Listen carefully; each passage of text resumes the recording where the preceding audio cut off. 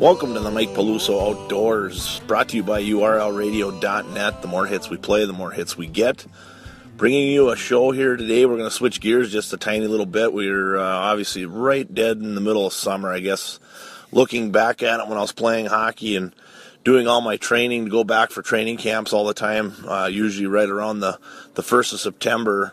Our summer benchmark, or my summer benchmark, was always the 4th of July, because that kind of meant summer was coming kind of to a close, unfortunately. But we kind of feel the same way a little bit here in the outdoors, out here, especially in North Dakota. Once you're driving around and looking around and you see all the crops coming up, and certainly the corn is kind of the benchmark. It used to be, if it was knee-high by the 4th of July, that was a pretty good pace. But if you drive around today, July 4th, this week here, that stuff's up to your shoulders already. So we've had an incredible amount of moisture, and some heat and everything else kind of makes for the perfect conditions. But, I just want to take some time here to reflect back on some of the cool things that have gone on so far here this year in the outdoors. I know we started the program here fairly late in the summer, in June, but again, a lot has gone on. We've had a number of fishing tournaments. We've had some really exciting stuff happen on the waters around this area, especially. It's going to be kind of cool. We're kind of in the heart here. We're fishing an AIM walleye circuit. My partner and I, Jeff Ensminger, we've got one event left for the circuit, and then the state championship will be up on Lake Sakakawea August 5th and 6th out of Newtown. But before that, I'm going to be fishing the last one up on Devil's Lake, and then right after that one, I swing over to Grand Rapids, Minnesota, where I fish an AIM tournament over there. It's called the Graha. It's a hockey fundraiser for the Grand Rapids Amateur Hockey Association, and I tell you what, I've been going there now. I think I've been over there 5 or 6 years, and it's just a fabulous tournament. Very well run, rival any tournament that I've been a part of as far as organization goes and things of that nature. But it's pretty special. It's a pretty special event, and really looking forward to that. That's going to be on July 16th. We're definitely going to do some stuff up there. I'll try to get some interviews from some guys that are unbelievable anglers in that area, some guides and things like that. So that'll be kind of cool. But just to get back here on page a little bit of what we're going to reflect back on is, we started this season here in North Dakota really early. It happened quicker than most years. The ice came off the Missouri River locally end of February, almost mid-February actually in some parts. Guys got out there immediately and took advantage of a real strong walleye bite. It looked like our fish were extremely healthy. People were finding a lot of smelt in our river, which was really encouraging, so the growth rate of our fish looked great. Now we're right in the middle of it here, the July 4th area weekend. Looking at what's going on in the river through the area locally, it's pretty quiet, but it's quiet on the fishing part. It's not quiet on the jet skis and the pontoons and the sandbar goers and all that. And we were out there last night watching all the fireworks and pontoons, and certainly we had a storm kind of rip through here that slowed it down a little bit. We weren't able to get out on the boat and stay on the boat like you normally would and anchor up and watch all the beautiful fireworks, but everybody kind of recuperated and came through that storm, and on the backside it was an awfully nice night, and people were just out enjoying, and you look at that and you just got to thank everybody that's gone to battle for this wonderful country in the red, white, and blue. I think that's something that people tend to forget. I want to do a little shout out to a buddy of mine, Ian Plasek. He went over and fought for us, a local guy here from Bismarck.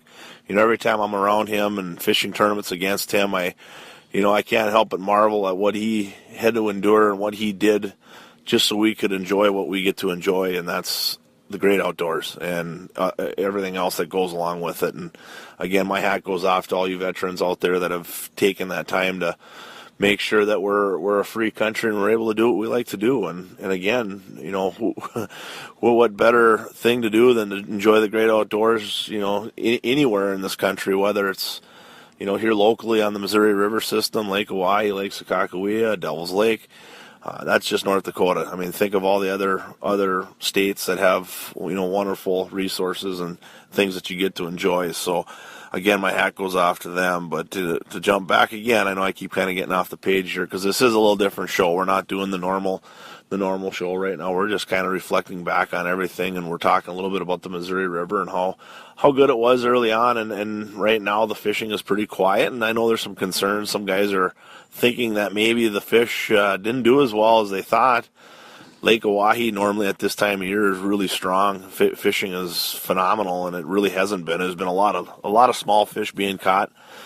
My buddy is way to the south on this river system, and again, this would this would lean to get maybe the game and fish all fired up at me again about some of their biology stocking and tracking and tagging reports where they don't really think they move. But I'll tell you what, it's a ghost town for the most part on our river system. You'll still find some pretty good fish if you concentrate in the channel area down south on Lake Oahe. I mean, there's always fish there, don't get me wrong, but a majority of these big fish that we saw this spring are being caught at the very, very bottom end of this reservoir down by West Bend and a little bit up towards the 212 bridge. But it's incredible how it was kind of different this year. And I don't know whether that was just because the warmer weather, earlier spring, it just kind of jump-started everything a little bit sooner. And this has happened before. I've fished many tournaments down in that area where you've got to really put the miles on to get to the fish, and it's always south. It's down to the bigger, cooler water and that. So I'm guessing a very similar thing. But now I want to shift gears to Lake Sakakawea, kind of the similar situation up there. I mean, we started off open water fishing on that body of water in April, and I'll tell you what, it was incredible. The pre-spawn fishing was remarkable. You didn't catch a ton of fish, but the ones you caught were awfully nice, and it was really exciting. I caught my personal best, a 32-inch fish that had a 22-inch girth that weighed 14.5 pounds. The thing is still swimming. At least I would believe it's still swimming, and hopefully it's there for another year and maybe close into that state record mark. I think the fish had the genetics to do so. Looking at it, it was very healthy, and again, it was just almost as big around as it was long, and the pictures never did do it justice. I did have some people in my boat that witnessed it, and 2 shore fishermen that actually witnessed it, and it was incredible. I mean, this fish was an absolute giant, and to catch a fish like that, especially on the river in about 2 to 3 foot of water, is just awesome. But again, looking at Lake Sakakawea, the fishing has been phenomenal. Just an awesome bite going on up there right now. Everywhere from the east end of the highway embankment 83 all the way across that lake. The midsection's firing pretty good right now. You head up into the Van Hook Arm, that's cruising right along as well. So super excited about that system. I believe the Game and Fish told me that it's got the highest population or smelt population in the history of the lake and the second highest walleye population in the history of the lake. So that's a really good combo there. And when you look at the health of those fish, it's just it's awesome. I can't say that word enough.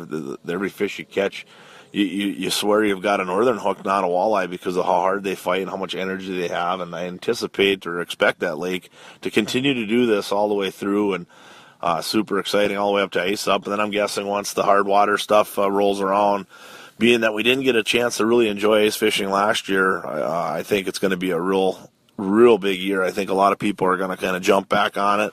You're going to see a lot of fish houses being purchased. Hopefully they think about purchasing a DAC shack. That would be great. But again, I just think that ice fishing season, both Lake Oahe and Lake Sakakawea, is going to be pretty incredible. So we're excited for that. But we're gonna pause right now for a brief look at all our sponsors, and again, I want to thank all of them for being a part of the Mike Peluso Outdoors.